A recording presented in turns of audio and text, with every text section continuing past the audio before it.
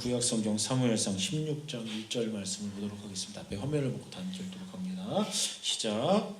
여호와께서 사무엘에게 이르시되 내가 이미 사울을 노려 이스라엘 왕이 되지 못하게 하였거늘 내가 그를 위하여 언제까지 슬퍼하겠느냐. 너는 불에 기름을 채워 가지고 가라. 내가 너를 베들레헴 사람 이새에게로 보내리니 이는 내가 그의 아들 중에서 한 왕을 보았느니라 하시는지라. 아멘. 예, 사무엘상 16장 말씀을 보았습니다. 오늘 새해 첫 말씀 어떤 말씀을 전할까 고민하다가 본문을 이렇게 선정을 했고요. 제목은 이제 올 한해도 이제 믿음으로 살아갑시다. 2025년 믿음으로 살아갑시다. 그렇게 정해보았습니다. 하나님께서 주신 25년 한 해 가운데도 하나님 한 분만 바라보면서 한눈 팔지 마시고 믿음으로 살아가시는 우리 세움교회 교우 여러분들이 다 되기를 예수 그리스도의 이름으로 축복합니다. 자, 사무엘상 15장에 보면요, 어떤 이제 일들이 기록되어져 있냐면은 하나님께서 사울 왕을 이제 완전히 버리시는 어떤 이제 그런 내용들이 이제 기록되어져 있습니다. 그래서 그것 때문에 이제 안타까운 한 사람이 있었어요. 누구냐면은 사무엘 선지자입니다. 사무엘 선지자가 그런 상황들을 보고 굉장히 안타까워했습니다. 그래서 사울 왕 폐위에 대해서 안타까워하는 사무엘에게 하나님께서 명령하신 지시한 것이 있어요. 그게 뭐냐면은 새 왕에 대한 어떤 기름 부으는 일들을 사무엘에게 이야기했다라는 것입니다. 그리고 사무엘은 하나님의 말씀하신 그대로 베들레헴에 이르러 이새 집에 가서 이제 그 마지막 아들인 다윗에게 기름을 부어 이제 왕으로 삼는 내용들이 성경에 이제 기록되어져 있다라는 것입니다. 16장 1절에서 5절에 보시면은 사무엘이 하나님을 통해서 이제 새로운 어떤 이제 인물을 이제 하나님께서 말씀하시는 그런 내용들이 이제 기록되어져 있습니다. 근데 이제 이 내용들을 보면은 문제가 하나가 있어요.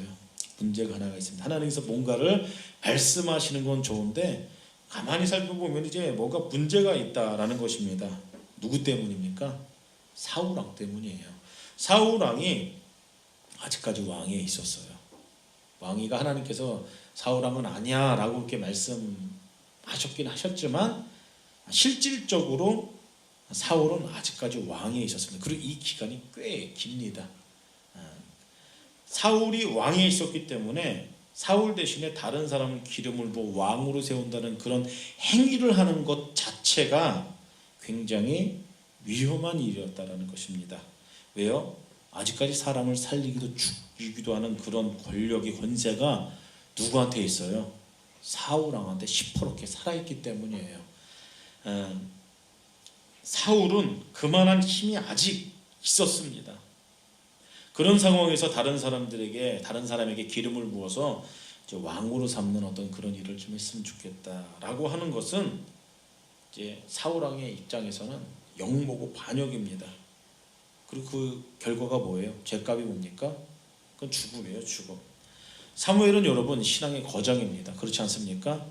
암흑기, 사사기 암흑기를 그것을 완전히 바꿔버린 신앙의 거장입니다. 긴 세월 동안 하나님의 일들을 섬겼고 그 일들을 감당한 신앙의 위대한 위인입니다.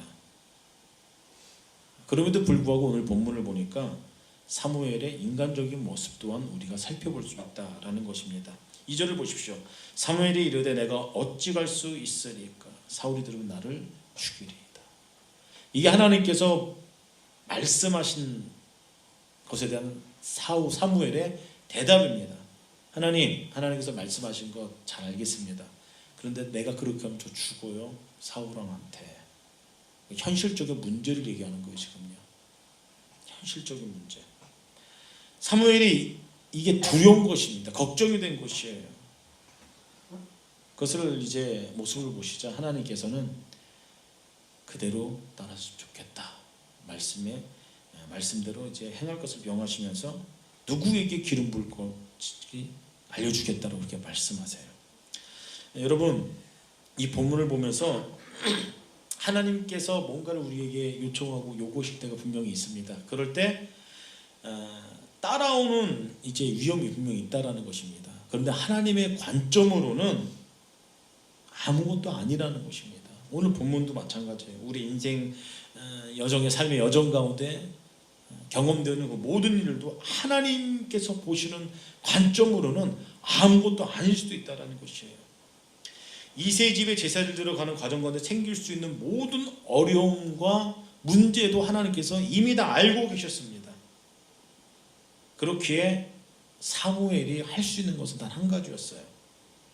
지금까지 지켜주셨던 하나님께서 지금도 하나님께서 이기게 하실 것이다. 막아주실 것이다. 모든 상황의 어려움들을 그것을 뛰어넘어서 하나님께서 일하실 것이다.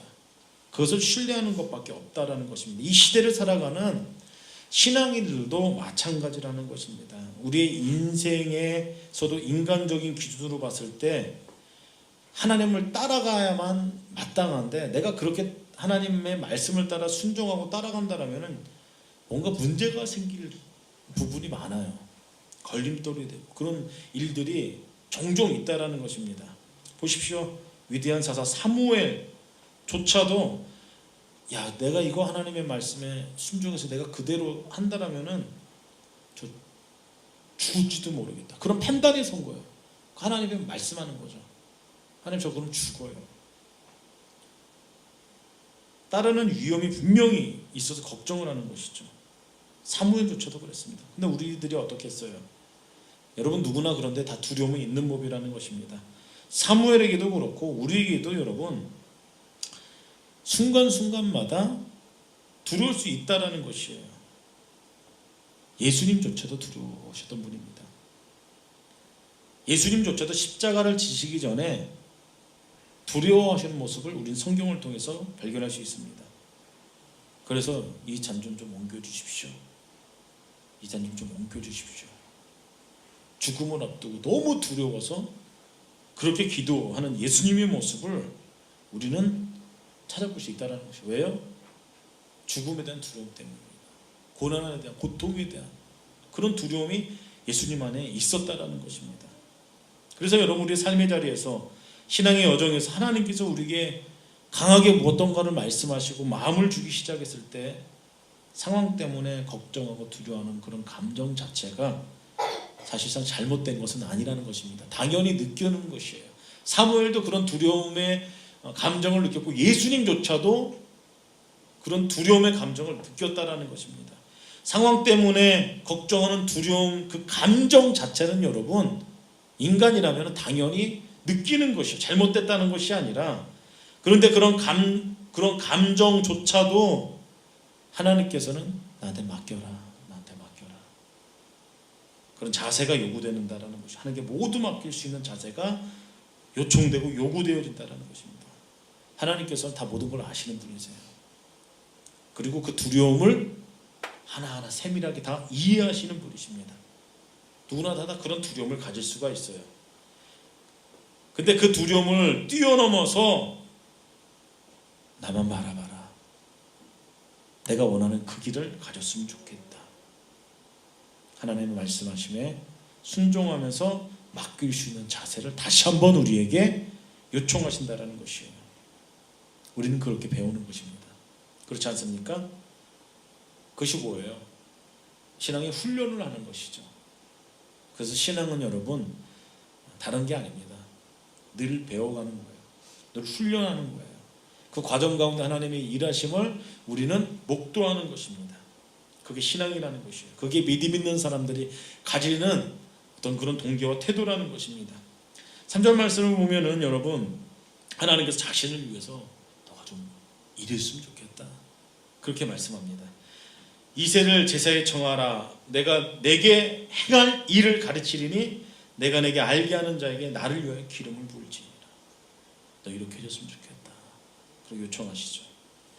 사무엘이 지금 두려움 가운데 떨고 있는데 야 이거 해야 되나 말아야 되나 고민하고 있는데 하나님께서는 너 나를 위해서 그렇게 좀 해줄 수 없겠니? 라고 그렇게 요청한다라는 것이에요. 이유가 있습니다. 이유가 무엇이에요? 이유는 단 한 가지입니다. 이스라엘 백성들을 사랑하셨기 때문이에요. 그렇기 때문에 지금 이 일을 감당할 사람이 너밖에 없어. 너한테 부탁한다. 이 강곡이 요청하는 겁니다. 부탁하는 것이에요. 여러분 그렇게 한 이유가 있습니다. 사울은 누가 세운 왕입니까? 누가 세운 왕이에요? 이스라엘 백성들이 왕을 달라고 그렇게 쫄랐어요. 하나님이 통치하는 나라가 돼야 되는데 다른 나라 보니까 멋진 왕이 세워졌거든요. 그래서 그 왕들이 통치한 나라를 보니까 나라가 부강했거든요. 잘 살았거든요. 우리의 나라도 그렇게 됐으면 좋겠다. 하나님 왕 주세요. 그래서 세운 왕이 사울 왕입니다. 이스라엘이 원하는 사람의 스타일로 찾아서 왕으로 세운 사람이 사울 왕이에요. 물론 사울 왕이 처음에는 꽤 괜찮은 사람이었습니다. 인간적으로도 그렇고 외적으로 풍기는 것도 그렇고 꽤 괜찮은 사람이었어요. 처음에는요. 가다가 변질된 것이죠. 근데 하나님께서는 너희들 구미에 맞는 왕을 세워줬다. 근데 이번에는 그렇게 하지 않겠다. 그렇게 말씀하는 겁니다. 이스라엘 사람의 마음에 맞는 사람을 찾는 것이 아니라 내 마음에 맞는 사람을 찾아서 왕으로 세울 거야. 하나님께서 그렇게 마음을 먹으신 거예요. 심지어 오늘 본문을 보면 사무엘아 너 이 사람 어떨 거 같니? 물어보지도 않아요. 하나님께서 그렇게 물어보지도 않고 일방적으로 내 마음에 드는 사람을 찾을 거다. 그렇게 말씀하는 겁니다. 여러분 사람들이 좋아하는 것만 따라간다는 그 끝은 여러분 파멸이에요. 파멸. 이스라엘 백성들의 상황은 매번 그랬어요. 하나님을 따라가지 않고 본인들 좋아하는 거 따라갔다라는 것이에요. 그 결과는 파멸이었습니다. 망하는 거였어요. 이스라엘 사람들이 원하던 왕이 가져온 결과가 그러했고 사사시대에 자기 소견에 옳은 대로 행하던 그들의 삶의 결과가 그러했다라는 것입니다. 사무엘이나 하나님께서 세우기 원하셨던 왕은 다른 게 아닙니다. 백성들에게 하나님의 길을 보여주는 왕이었어요. 하나님 뜻대로 백성을 다스리는 왕이었습니다. 그리고 결국 백성들로 하여금 하나님만이 그들의 진정한 왕이 되신다는 것을 깨닫게 해주는 사람이 왕이 되기를 원하셨다는 것입니다. 그것이 바로 하나님의 아들로서의 이제 왕의 모습이었습니다. 근데 사울은 그렇게 하지 않았습니다. 사람들의 눈치를 봤어요. 인기를 끌려고 했어요. 군사력을 의지했어요. 강한 왕국을 세워보려는 백성들의 그릇된 어떤 그런 열망에 부응하려는 그런 모습만 보여주려고 했습니다. 하나님은 온데간데 없어졌어요. 그렇기 때문에 하나님께서는 다시 한번 바로 잡으려고 사무엘에게 이스라엘 백성들을 위해서 다시 한번 간곡하게 부탁하는 것이에요. 동일하게 하나님께서는 2000년 전에 이 땅에 수많은 사람들을 구원하기 위해서 아담이 무너뜨려버린 하나님의 나라를 다시 한번 회복하기 위해서 두 번째 아담이신 독생자 예수 그리스도께 부탁을 하셨죠. 하나님의 영광을 위해서 육신의 몸을 입지 않겠느냐고 말이죠. 죽어가는 저들을 위해서 독생자 예수 그리스도께 부탁을 했어요. 저들을 구원하기 위해서 이 땅에 내가 고난받지 않겠니? 십자가를 지지 않겠니? 저 여러분들을 위해서 말이죠. 사울도 두려웠습니다. 두렵다고 성경에 기록되어 있어요. 그런데 어떻게 해요? 하나님의 말씀에 따라갑니다. 예수님도 두려웠어요. 그렇지 않습니까? 그 두려움을 성경에서는 그대로 표현하고 있어요. 근데 결과는 어떻게 돼요? 그 길을 걸어갑니다. 하나님께서 지시한 그 길을 걸어간다는 것이에요. 동일하게 하나님께서 우리에게 이 시대를 살아가는 저 여러분들 묻고 계세요. 우리의 왕이 되신 하나님께서 여전히 묻고 계신다는 것이에요.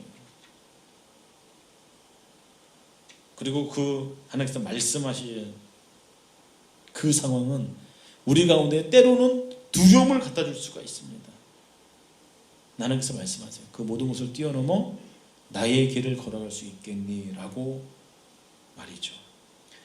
여러분 그래서 여러분 믿음은 두려움이 없는 게 아닙니다. 믿음이 있어도 두려움이 있을 수도 있어요.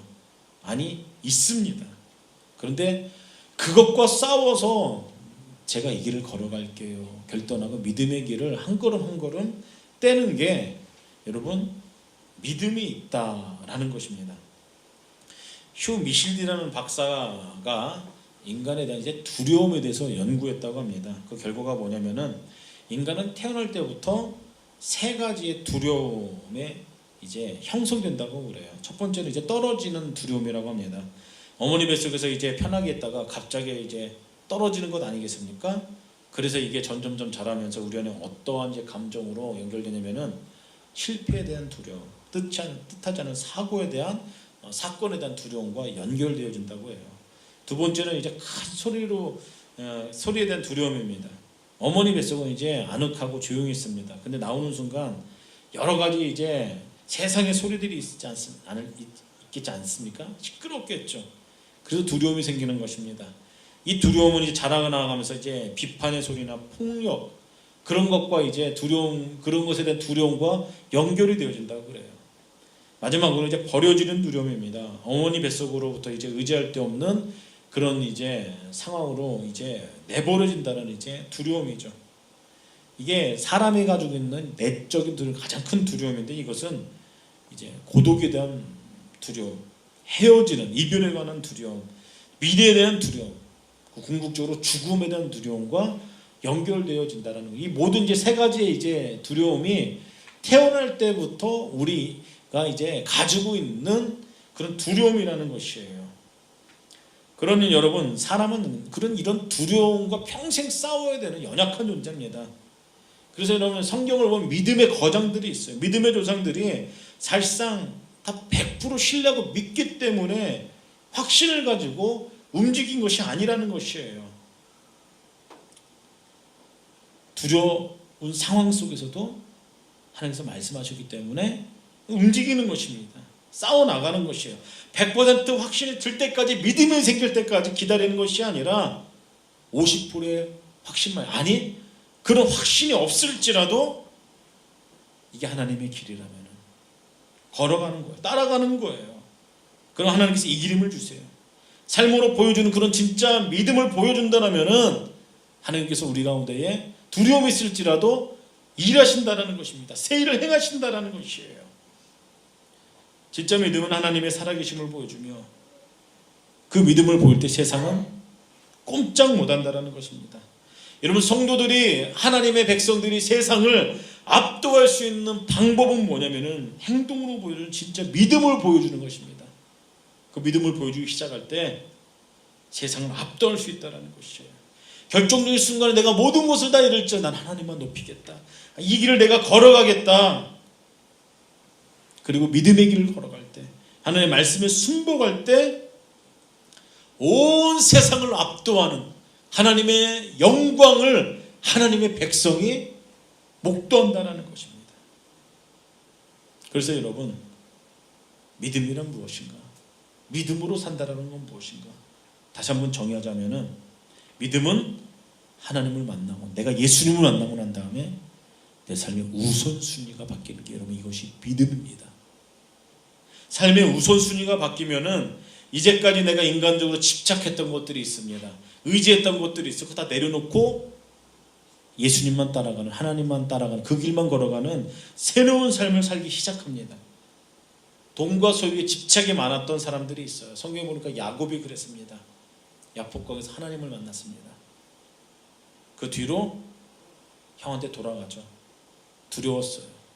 결과가 어떻습니까? 수많은 재물을 형에게, 에서에게 돌려주면서, 그리고 하나님께서 지도하시고 인도하신 그 결과가 관계가 회복돼요. 애굽 왕실에서 왕자로 자라 사람의 지혜와 혈기로 가득했던 모세의 40대가 있었어요. 광야에서 40년 동안 양치는 삶을 살았습니다. 그 뒤에 하나님을 경험하죠. 하나님을 만나요. 하나님의 말씀과 약속만 의지하는 사람으로 바뀌었습니다. 과거엔 안 그랬는데 하나님 만나고 나서 우선순위가 바뀐 것입니다. 물고기 잡으며 하루하루를 살아가던 어부 베드로가 있어요. 예수님 만납니다.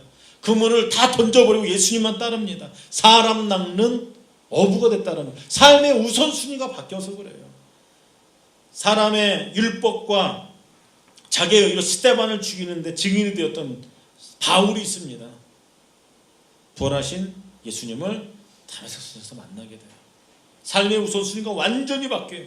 인간적인 자랑을 다 배설물같이 여긴다라고 그렇게 이야기했습니다. 그리고 헌신적인 선교사의 삶을 살아가기 시작합니다. 여러분, 이것이 쉬운 결정 같아요?